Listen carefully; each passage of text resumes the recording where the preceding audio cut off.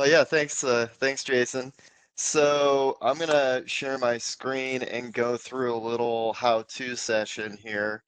Um, I guess I'll start off by saying that I know a lot of you guys use Formstack, um, really whether you want to or not. I know some of the different leagues have kind of mandated that it's needed. And so, well, I guess like 2 years ago now, I was just looking at this document I made. I was thinking about that. A lot of people were coming to me saying, we have Formstack, we have Eloqua, we don't want these two things to like live in isolation. We're supposed to be using Formstack, so what do we do? So I reached out to Formstack back then, and they were gracious enough to give us a sandbox. So I tinkered around with it, ran some tests, and ultimately produced this document that I'll be going through today. I'm not going to actually share the document. I'm just going to follow along with it because, the few times that I've had calls with different people, it's taken about 30 minutes or more to really dig deep in everything. So I really want to hit the high points here. But I am gonna also go into a few like tips and tricks that I didn't necessarily cover in this document. If anybody's interested in getting a copy of this, just let us know. I'd be happy to share it. I do want to clean it up a little bit. It's been a little while since I looked at it, but just reach out and let us know, and we'll share that. So I'm gonna share my screen. So y'all should be, yeah, there we go. You should be seeing Formstack. So what I've got here is our sandbox instance of Eloqua open to this test form that I put together just to try this all out and ensure that it is working properly. And I've got Formstack itself. Find it. There we go. So there we've got the actual Formstack form. I'm not going to go into, the detail of how to build a Formstack form, but basically it's a very simple form that I'm using for my example purposes. And this little embed code is it's not necessarily a requirement of making this work, but what this piece is to allow you to do the unknown visitor association with the submission. So I'll go into a little bit more detail about that in a second, but that's sort of extra. So don't feel like, I know there's code here and a lot of people are allergic to code. Don't worry too much about that. It's all spelled out in the document how that works. And then the other thing I did as a part of this was I did a kind of like a mapping between the types of fields that Formstack has and those that Eloqua has because they're not really a one-to-one. So I worked up a table of how you can match those two things up. Over here, this second tab, this is a tool called Bceptor. These things are like a dime a dozen. This is just one that I found that I like. But this is a way for you to test this as you work. It's really meant for testing APIs, but this is basically like a really easy, loose API that we're working with here, if you think about it. So this allows us to see the actual raw data that we're trying to send from Formstack to Eloqua. And then that lets you really just understand, oh, I'm missing this piece or something's not working right because I can actually just see what's happening. Um, all right, so let's move into the special portion of this, right? So this is really on its surface just like any other Formstack form. The magic happens here when we involve webhooks. And so webhooks, if you don't know, are this cool mechanism that we use to hook disparate systems together. It's really an easy way of doing that, and it's very flexible. So Formstack has webhooks, and if you want to get to that area, you need to be in the form that you're working with. Then you go over here to settings. And there's a lot of stuff in here, right? So you may think at first that you need to go to integrations, but that's like a deeper integration that they have. We're not going to be playing around with that. There, as far as I know, at least the last time I checked, there is no um, pre-built deep integration between Formstack and Eloqua, so that's why we're using the webhooks. Um, so we'll just jump over to this emails and actions section. That's where we'll find webhooks. They're under advanced settings. And we've got two entries here. So submit to Eloqua, that's the one ideally that we're working with here, right? And then Bceptor is here so that we can ensure that things are working the way that we want. And if anything's going wrong, we have that ability to do a little QA. So I'll actually jump into the Bceptor one first because it's very simple. So basically, when you use Bceptor, you can create these different endpoints. It's really you just fill out a form. You say, this is the name of the endpoint that I want. And so here I nabbed formstack.free.bceptor.com, and I put that in here in the webhook URL. And then I'm setting this up exactly the same way, pretty much, that I'll set up the Eloqua one aside from that. So all these checkboxes will be unchecked. We're saying post using field IDs, URL encoded form data. We're not putting a secret or an HMAC key or anything else in here. So that's all you really need to do. Now that that's there and I have this page loaded in my browser, every time a submission goes through, the webhook will run and I'll see the submission show up here in this web page. All right, and then I'll cancel that. So then next up, let's dive into the Eloqua one, which is a little bit more complex. There's a number of pieces involved with the actual URL here. The nice thing about this is it's very similar to what we would do if we're building like a blind form submit link to put into an email, or if we're integrating an Eloqua form on an external web page. So to be able to do that, we're getting this whole URL put together. The way that we do that, we go to the form in Eloqua. And this is the old style interface for forms, but this will work just as well in the new one. It's the same path to getting to this. You just go to Actions and View Form HTML. You can ignore this piece. This is just example code um, that you can copy and paste and use externally, but that's a whole nother a whole nother discussion. So what we're going to want to do is go to Integration Details, and this is the URL that we're going to start with as our base. So this is unique to every instance of Eloqua. It's got your site ID in it. And so this is for form submissions. It's the form submission endpoint. Then we're going to sprinkle in some other details into this URL so that Eloqua knows what to do with the data once it comes in. So it's going to send it to the right form and do some other things with it. So that's where we get into the form name and site ELQ site ID values here. So those are going to go into this URL as well. This code at the bottom, you don't necessarily need this again. It really depends on if you want to capture the unique ID of the visitor and hook those up to hopefully turn that person, that visitor, into a known visitor. But I'll get into that again a little bit later. And then these two hidden fields at the bottom also kind of play into this a little bit. So jumping back into Formstack, you can see that I have started building out the rest of this URL with the query string. So we have to have the ELQ form name, otherwise Eloqua doesn't know where to, what form to associate the submissions with. And ELQ site ID, even though it's kind of also here, it's a requirement for this. And I've also put ELQ cookie right equals 0 in here. The reason that I put it here is that this is honestly, this is just kind of like the easiest place to put it.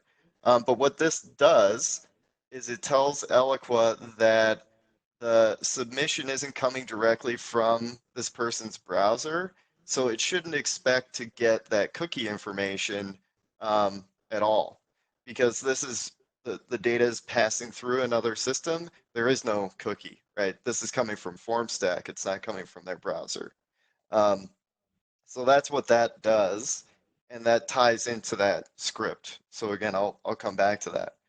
Now, like the bceptor webhook, I've not checked any of these boxes. We're saying post using field IDs, and we're doing URL encoded form data. I did put values in here for shared secret and HMAC key. You don't have to do this, but basically, if you do, this is a way for you to filter the submissions that come in using the conditional statements on the Eloqua processing steps. So it's just another layer where you can say, if I don't see this value that I put in, I'm not going to do anything with the submission. So they just won't even go into the database at all. So that's a cool feature and something that you wouldn't necessarily get otherwise, right? All right, so um, and, if you guys have any questions about this, I'm happy to come back to it and dig a little deeper. But that's really the essential ingredients to get this to work.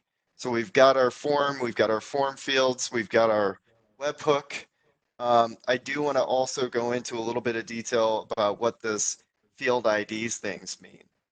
So let's back out of that. I'm going to go back to, well, actually, we don't even need to go back to build. Let's just view the live form. So I'm going to pop that up.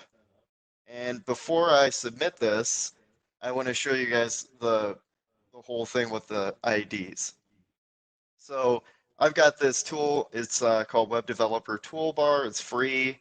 I use it when I'm working with web forms because it I don't have to go and dig into the code and look at the web page behind the scenes. I like that it has this feature here under forms called view form information, and it's just going to produce a nice table of all the form fields that it finds. And even if there's multiple forms on the page, it will break it all down.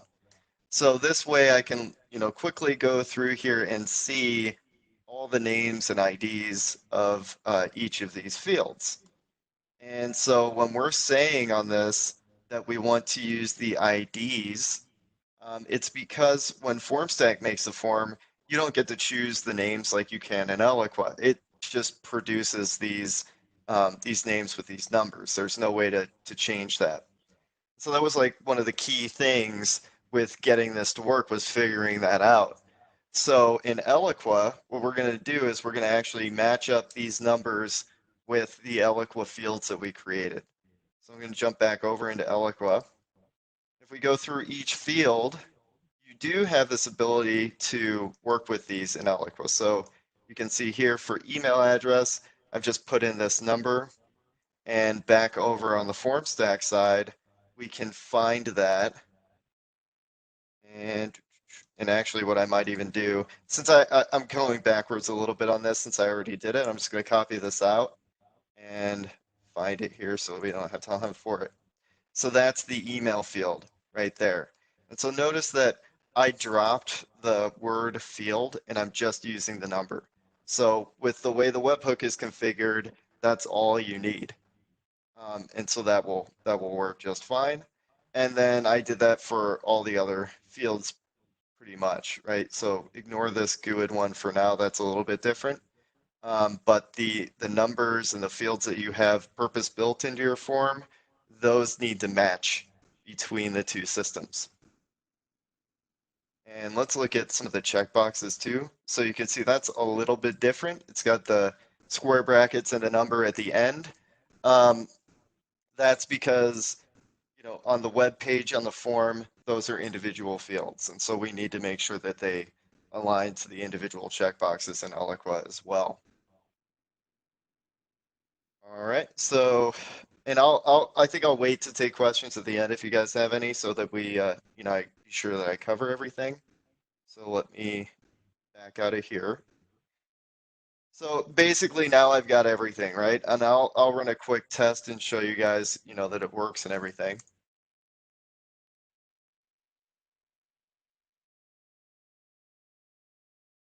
Submit that. So at least bceptor worked. So we can dig into this and you can see this is the raw data that came through. and we can format it and everything. So that can be super handy. Then back over in Eloqua to validate that the data came through, the easy way to do that is again to go to Actions and view submission data. And so here I can see, I tested it just prior to this and then I did it again.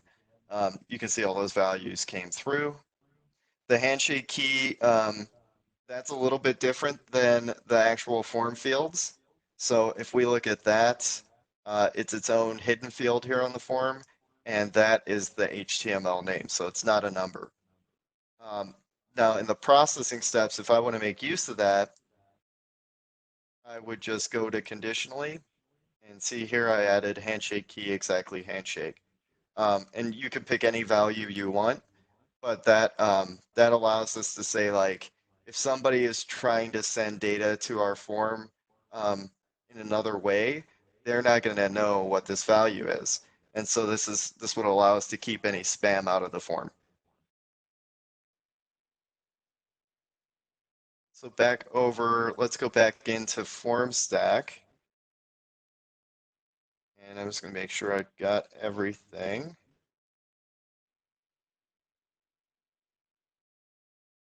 So yeah, let's look at the more, the really more technical side of this with the cookie tracking portion, right? So what I thought is that most people probably wouldn't, honestly, probably wouldn't even think to do this, but I think a lot of people are just happy to get the form submissions and then, they're done. But really, we do want to know this level of detail, this digital body language from these submitters. So if we can, we should really strive to do that. So Formstack has this feature where you can embed code into the form. And so basically that's just any custom HTML and JavaScript that you want to put in there. So I have done that. Let's just pop up this editor.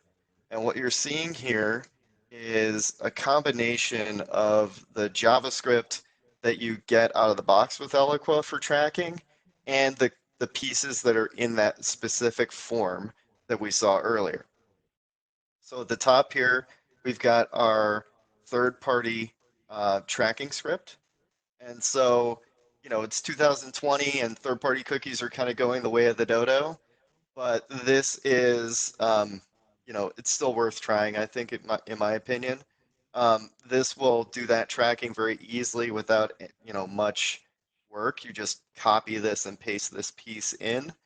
If you want to do first-party cookie tracking with this, that would be a little bit more difficult because it depends on the domain where this lives, and you would need to be sure to do all the legwork involved to get the first-party cookie tracking working for that specific domain.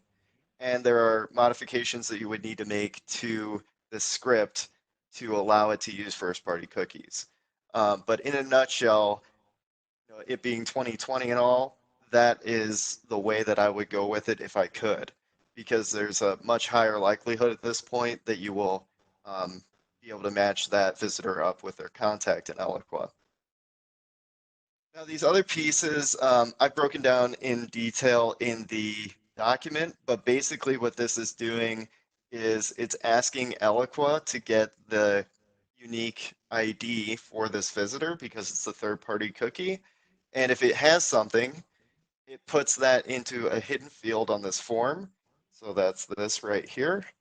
And then that gets sent along when the submission goes through. And so if the stars align, you've got your email address, you've got this cookie ID, Eloqua is going to glue those together, and now you have a known visitor.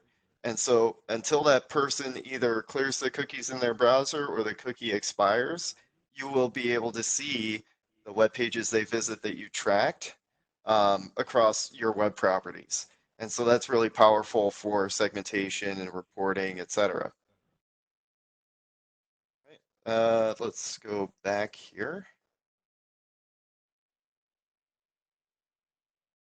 And, I think quickly, I'm going to move this down and show you guys this table in terms of how these things align, and then I'll open it up for questions. So in the appendix here, what I did was I took a survey of the Formstack fields and the Eloqua fields, and just kind of showed how they align. And so for the most part, um, they're the same across. They're just, maybe called something slightly different. Um, but Formstack has a lot more like pre-canned things that it does. And this list may even have grown since I put this together. But for instance, name here is just two names together, and that's how that would map. Um, they have an out-of-the-box address field, and so that's how that aligns.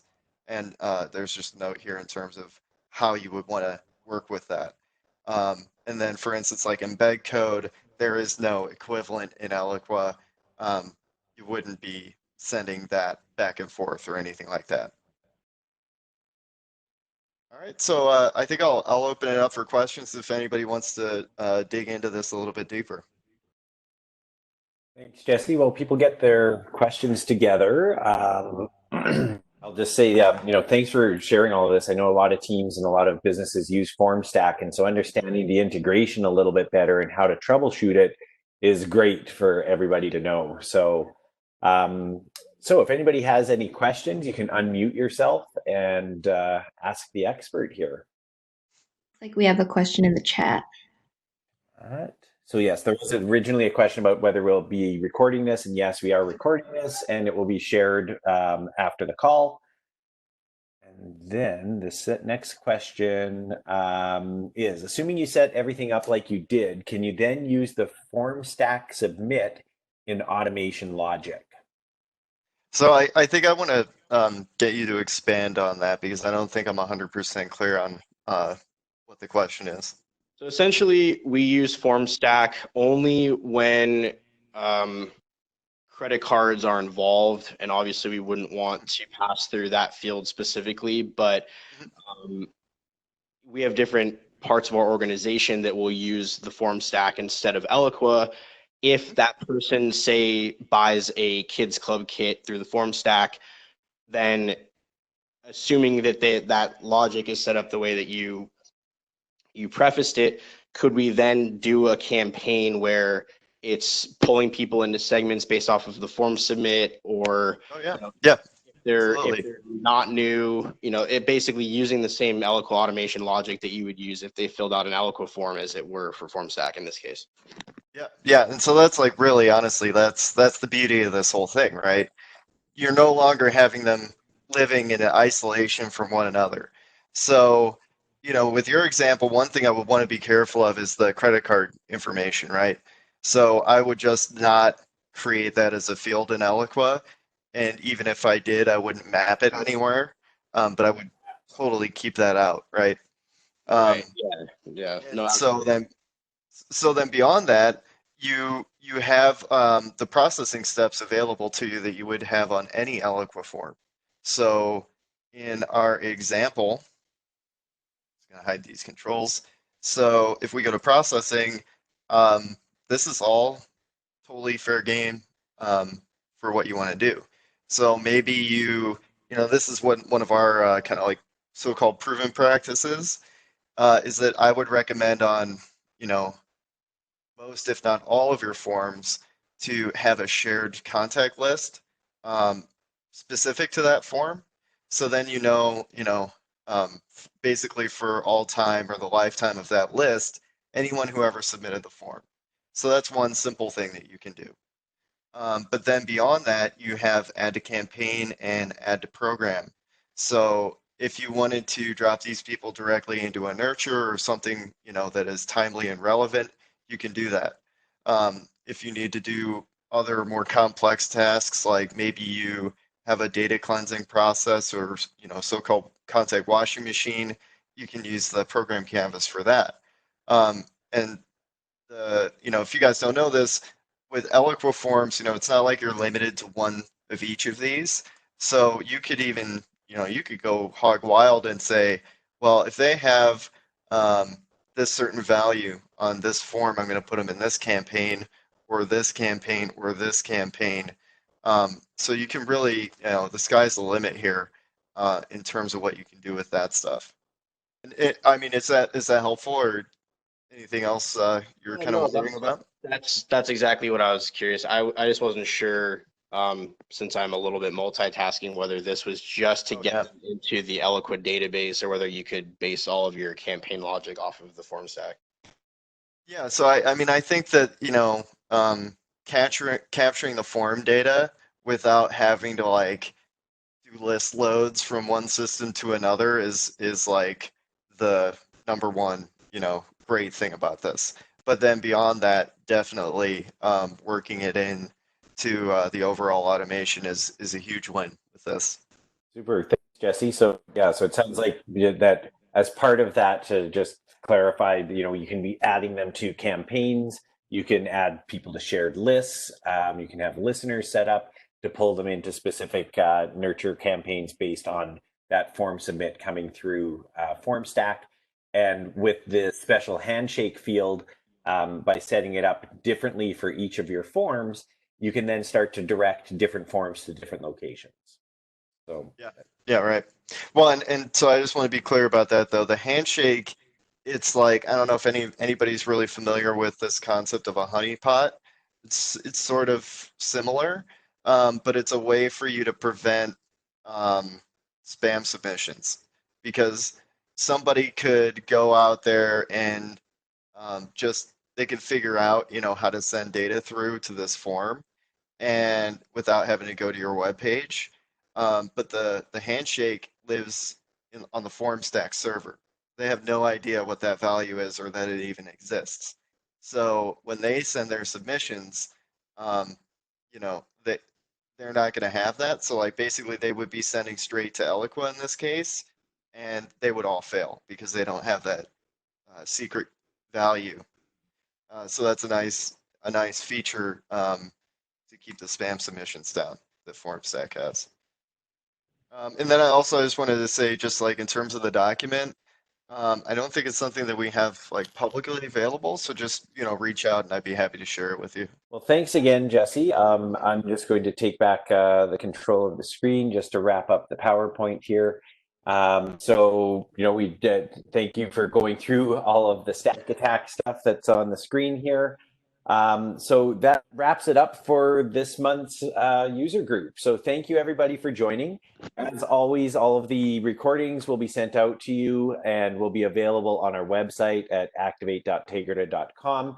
And we look forward to speaking with you again in the next quarter. In the meantime, if you've got any questions, please feel free to reach out. Thanks, everybody. Yeah, thanks everyone.